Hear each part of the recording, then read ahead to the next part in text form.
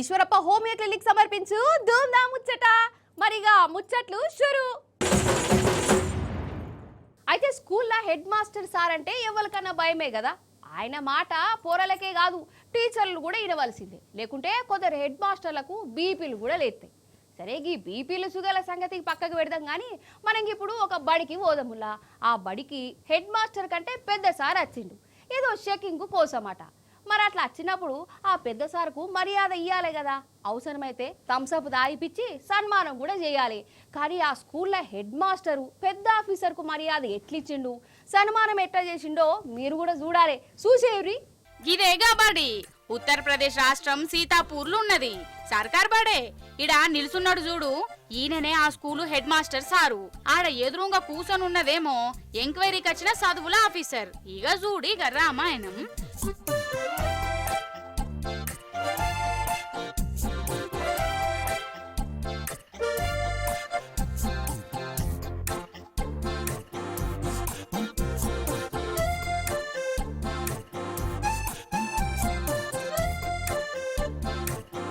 ఓరి నాయను, చూసినవా బెల్టు తీసి పొట్టు పొట్టు కొడుతూనే ఉన్నాడు కదా. ఆగు, ఎంత ఆపినా ఆగుతనే లేడోలా. అసలైతే ఈ హెడ్ మాస్టర్ సార్ కంటే దెబ్బలు తినేగి ఆఫీసరే పెద్ద. కానీ ఈడ పెద్ద చిన్న లేదనుకుంటా ఇయ్యరమయ్యర దంచనే దంచిండు. మరి ఈయనకు గింతగానం బీపీ ఎందుకు వచ్చిందయ్యా అంటే ఆ హెడ్ మాస్టర్ మీద ఏమో కంప్లైంట్ పోయినాయట. అందుకే విద్యాశాఖ నుంచి పెద్ద సార్ వచ్చి నీ తరీక మార్చుకో, అంతా మెంటల్ చేస్తానవాట అని అన్నాడట. గంతే ఖాతం. ఇక నేను మెంటల్ గా అన్నా, నేను కంతిరోన్నా, నేను తరిక మార్చుకోవాలనా అని గిట్లా షిగ మూగినట్టే చేసిండోల్లా. హెడ్ మాస్టర్ సారు గింత నారాజ్ ఎందుకైండు కావచ్చు. అసలు ఇంట్లో ఎవరి మీద కోపమో ఈ సార్ మీద తీసిండు అయ్యేంది.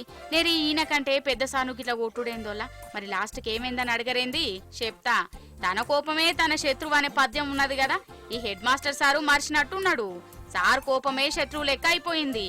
పెద్ద సార్ను బెల్ట్ అందుకొని కొట్టినందుకు అరెస్టు చేసి జైలేసిర్రట. గదన్నట్టు ముచ్చట. కాదు, నాకొకటి అర్థం కాదు, ఈ సార్లకు గింతగానం బీపీలు ఎందుకు లేస్తున్నాయి కావచ్చు.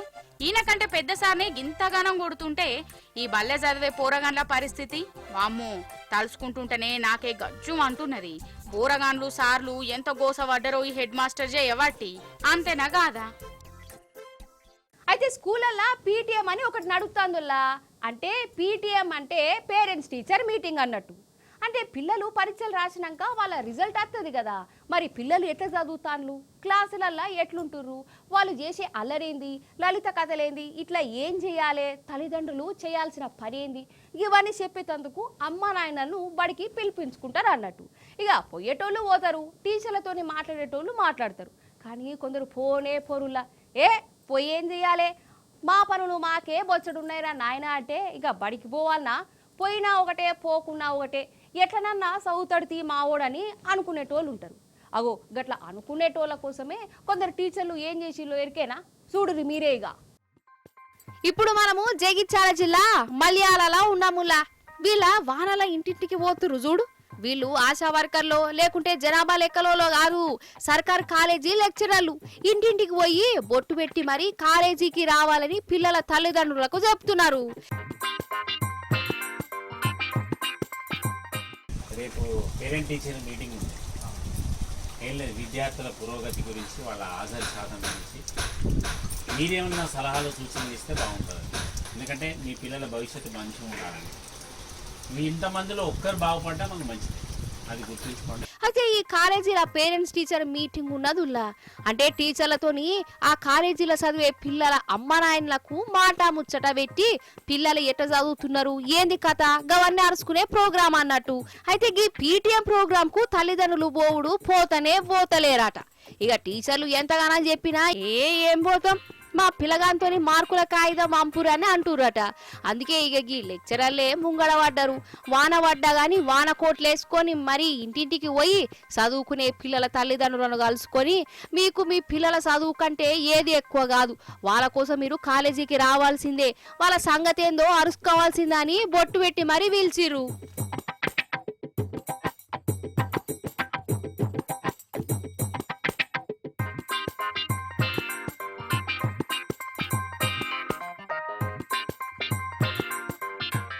పిల్లల గురించి రేపు పేరెంట్స్తో మీటింగ్ పెట్టినాం. 10:30కు కొద్దిగా రండి మీరైనా. సారైనా రండి కొద్దిగా, అంటే మనకు పనులు ఉంటాయి కానీ పిల్లల భవిష్యత్తు కంటే ఏది ఎక్కువ కాదు. అర్థమైందమ్మా, మీ పరిస్థితి కూడా ఇబ్బందే ఉన్నది. ఇక టీచర్లే వానలా తడుచుకుంటా ఇంటికి వచ్చి మరి గింత బతిమలాడుతుంటే ఎవరైనా ఎందుకు రామంటారు చెప్పు? సర్కార్ కాలేజ్ అయినా పిల్లల చదువు కోసమైనా ఈ టీచర్లు తరలాటలను చూసి మురిసిపోయారు. పీటీఎం ప్రోగ్రామ్కి వచ్చి మా పిల్లల చదువుల కథ అరుచుకుంటామని మాటిచ్చారు. నిజంగా ఈ లెక్చరర్లను మెచ్చుకోవాల్సిందే కదా. ఎవరెటు పోతే మాకేంది, మాకు యాలకి జీతాలు వస్తున్నాయి కదా అని అనుకోలే. ఏదో అట్టి కాలేజీకి వచ్చినామా అంటే వచ్చినాం, పాఠాలు చెప్పినామా అంటే చెప్పినామా అన్నట్టు కూడా లేరు. పాఠాలు చెప్పుడే కాదు, వాళ్ళు మంచితో వాళ్ళ నడవాలే, బాగుపడాలని తనలాడుతున్నారు. శభాష్ అనూరి మరీలను.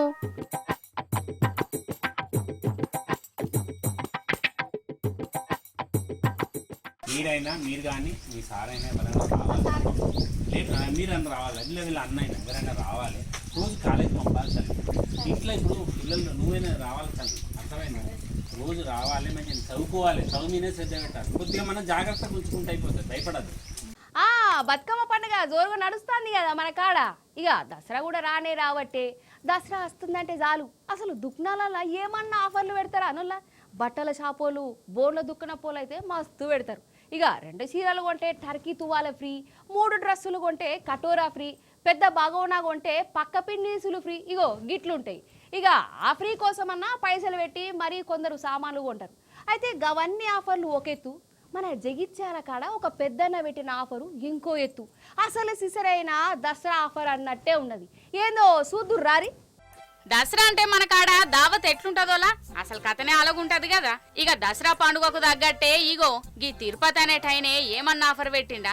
ఆగో గీ తాత చదువుతాండు, ఆఫర్ ఏందో. ఓ తాత జర పక్కకు జరుగు, నేను అందరికి నిలబడేటట్టు చదువుతా గాని.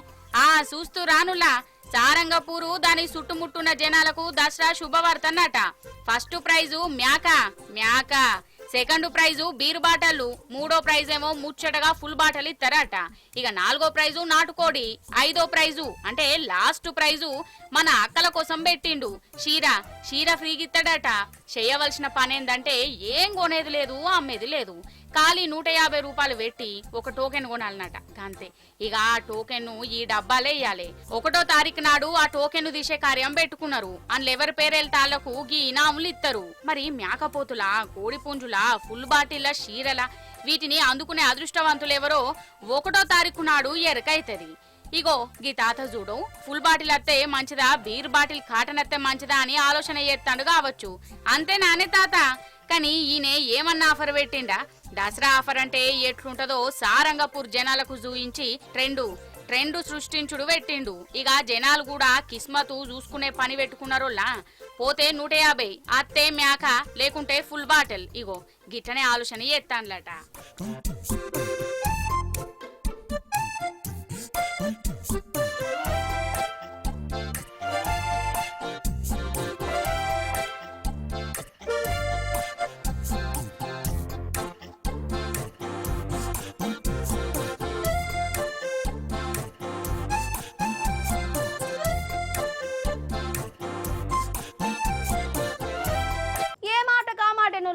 జనాలకు ఆపచ్చ బాగుంటది.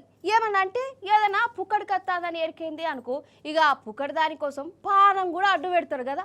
అంటే అందరు అట్లే ఉంటారు అంటలేను, చాలా మంది మాత్రం గిట్లనే ఉంటారు. గిజంటోలను చూసే కావచ్చు ఫ్రీగా ఎత్తాందంటే ఫినాయిల్ కూడా తాగుతుందనే మాట కూడా పుట్టింది.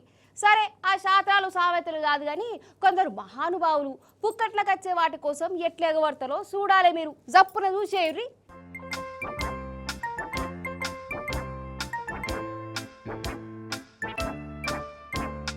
కమాన్ రెడీ 1 2 3 గాని యురిగా.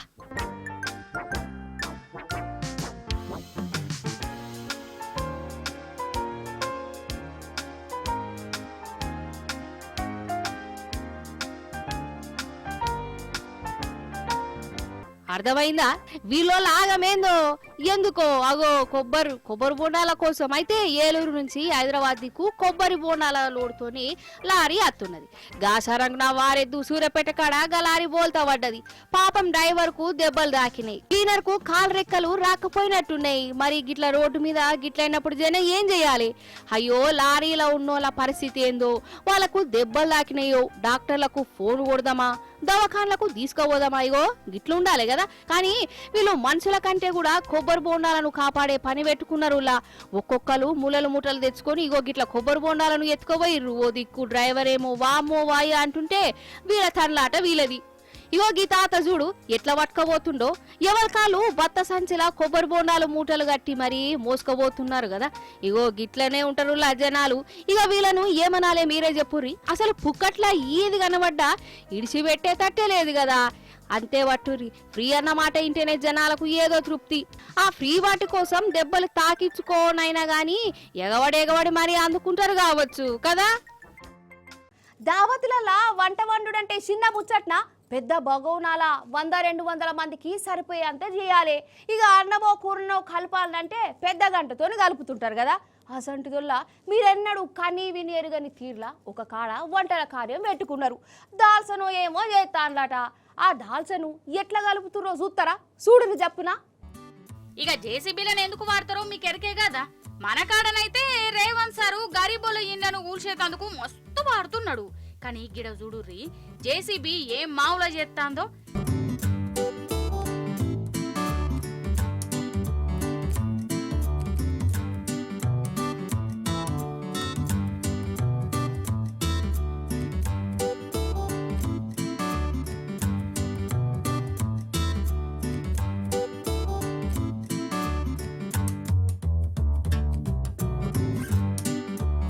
ఏందంటారా పప్పు చారు కలుపుతాందోల్లా. అరే ఆవంటే పెద్ద బాగోనాల డాల్చను పప్పు చారు ఎత్తాండ్లు. ఇక దీన్ని కలపాలనంటే నరమానవులతోని కూడా గానే కాదు కావచ్చు. అందుకే డైరెక్ట్ జేసీబీని దించిర్రు. ఇక అదే కలుపుతాందోల్లా పప్పును. వావ్, ఇది వంటల చరిత్రల్నే కానీ విని ఎరగని అద్భుతం. ఇది ప్రపంచమే నివ్వెరబోయే కొత్త ఆవిష్కరణం. ఇగో ఇట్లనే అనుబుద్ధి అవుతుంది కదా. కానీ ఏ మాట కామాటేనులా జేసీబీలంటే మట్టిని తవ్వుతాయని ఎరికే గాని వంటలల్లా కూరల పప్పులు కూడా కలుపుతుందని నాకు ఇప్పుడే ఎరకైంది. ఈ ఉపాయం చేసిన మెదడుకు ఎన్ని దండాలు పెట్టినా తక్కువనే పోర్రి. నిజం చెప్తున్నా, ఈ దొంగలను ఎంత తిట్టినా ఎంత కోపం చేసినా వాళ్ళకు మాత్రం బుద్ధి రానే రాదుల్లా. అయినా బుద్ధి ఎత్తే వాళ్ళు ఎందుకు దొంగలు అవుతారు? మంచిగా నౌకర్లు చేసుకుంటారు. కానీ అయితే ఖమ్మం జిల్లాలో దొంగలు గుత్తకు పట్టినట్టే చేసిరట. వాళ్ళ కళాపోషణ ఎట్లున్నదో చూడుర్రి. వాళ్ళని మీ స్టైల్లా సన్మానం చేయుర్రి. డైరెక్ట్ వీళ్ళ కథనే చూద్దాం. మీద టైం చూడుర్రి. నడియాం రాత్రి 2-2:30 అవుతుంది. ఇక దొంగలంటే అర్ధరాత్రి జాగరణ చేసే సూర్యులు కదా. లోకమంతా నిద్రపోయినాక వాళ్ళు నిద్రలేస్తారు, డ్యూటీలకు దిగుతారు. ఈడ దిగనే దిగిర్రు. టార్చ్ లైట్లు, రాడ్లు, కత్తులు, కటార్లు పట్టుకొని అసలు ఏమన్నా బందోబస్తుగా వచ్చిర్రా?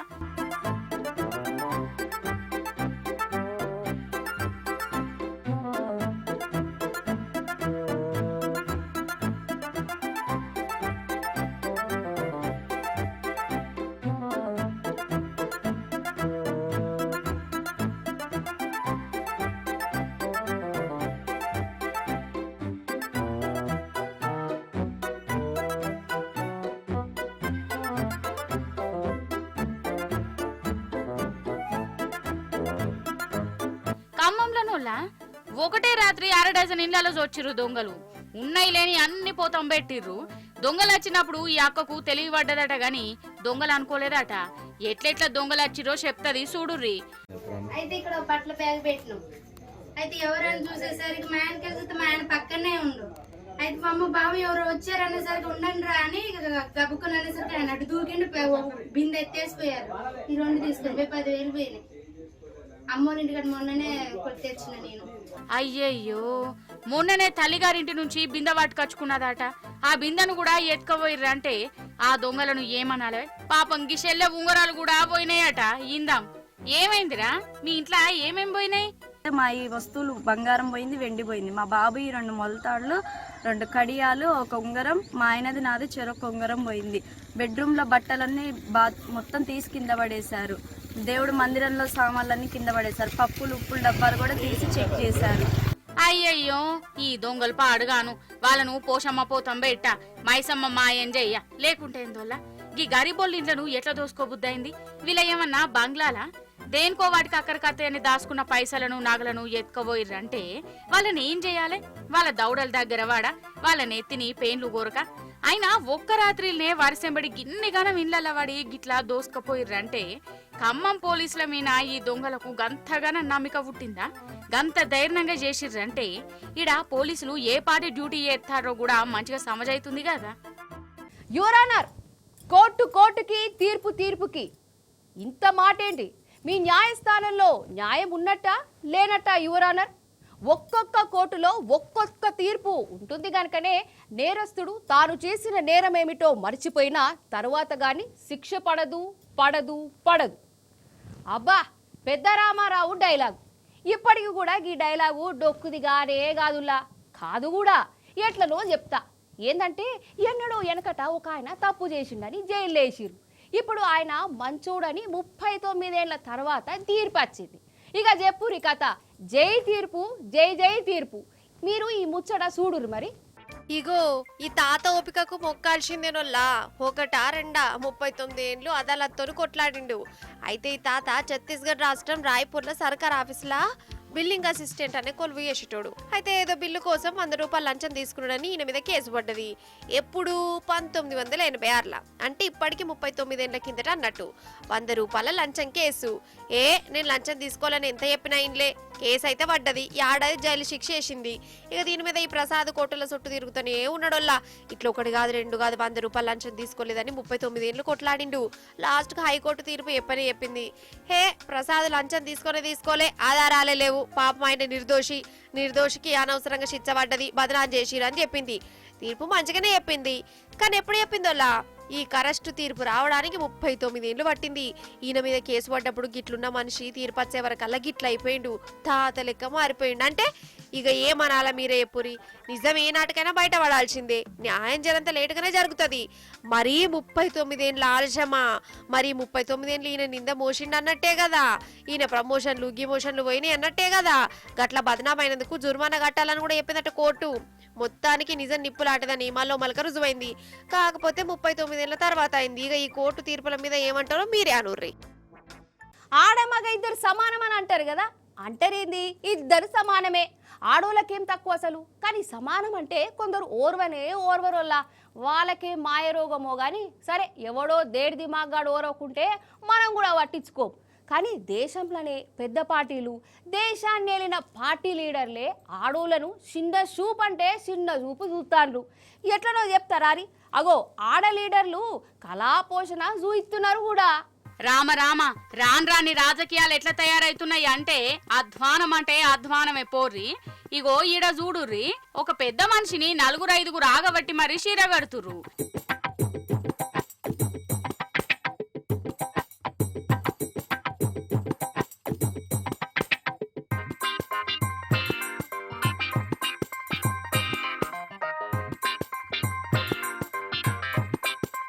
ఇట్లా చీరగట్టేది ఏవలంటే పువ్వు పార్టీ లీడర్లు.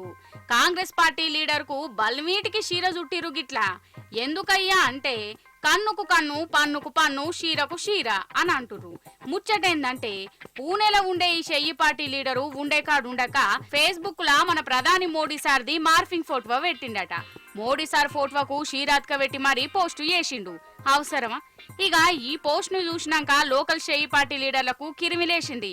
మా మోడీ సార్ను ఆడోళ్ల బోడక్ కంటవా అనుకుంటా ఆ కాంగ్రెస్ లీడర్ ను బజార్లో దొరకబట్టిర్రు. నువ్వు మార్ఫింగ్ చేస్తే నీకు ఒరిజినల్ గానే చీర కడతాం చూడవు అని ఇగో ఇట్లా దబాయించి మరీ చీర కట్టిర్రు లీడర్ కు. నాకైతే పానం కలుక్కుమన్నది.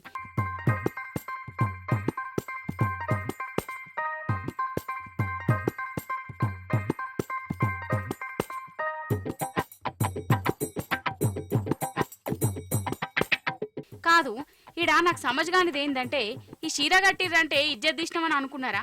అంటే చీర కట్టేటోళ్ళు బేకరగాలని వీళ్ళ ఉద్దేశమా? నువ్వు ఆడామతో నీ సమానం అని బనాయించినట్టేనా? వీళ్ళ కథ చూస్తుంటే గట్లనే అనిపిస్తుంది. ఇద్దరికిద్దరు గట్లనేమో పైర్రు. కాంగ్రెస్ లీడరు ఫోటోల చీరాత్క పెడితే పువ్వు పార్టీ లీడర్లేమో మనిషికే చీర కట్టి గిట్లా బనాయించిర్రు. ఇక ఈ రెండు పార్టీలకు మన ఆడోళ్ల మీద ఏ పార్టీ గౌరవం ఉన్నదో చూడిగా. గిట్లనే అంటుర్రు అక్కడి జనాలు. చూసిరు కదా, గిరి ఇవాల్టి ముచ్చట్లు. ఇంకొక పాలి మంచి ముచ్చట్లు పట్టుకత్తా ఉంటా మరి.